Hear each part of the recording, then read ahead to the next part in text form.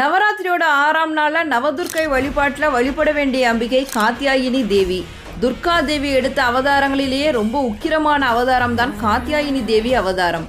பகைவர்களை அழிப்பதற்காக துர்கா தேவி எடுத்த ரூபம்தான் இது. மகிஷாசுரனை கொல்வதற்காக அனைத்து தேவர்களும் தெய்வங்களும் அம்பாளுக்கு தன்னுடைய ஆயுதங்களை சமர்ப்பித்தார்கள்.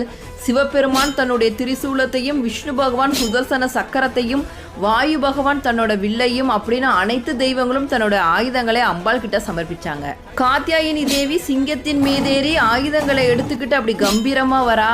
அசுர மன்னன் மகிஷாசுரனை தன்னுடைய வாளால் சம்ஹாரம் செய்து கொன்றதால் அம்பிகைக்கு மகிஷாசுரமர்த்தினி அப்படிங்கிற பெயர் வந்தது. மகாலட்சுமி வழிபாட்டில் வழிபட வேண்டிய அம்பிகை சண்டிகா தேவி. மகாலட்சுமி வழிபாடு இன்றோடு நிறைவு செய்து நாளையிலிருந்து சரஸ்வதி தேவியோட வழிபாடு ஆரம்பிக்கும் நாள். அம்பிகைக்கு உகந்த நிறம் சிவப்பு, மலர், செம்பருத்தி இலை, சந்தன இலை, நெய்வேத்தியம், தேங்காய் சாதம், கிச்சடி, பச்சை பயிறு சுண்டல்.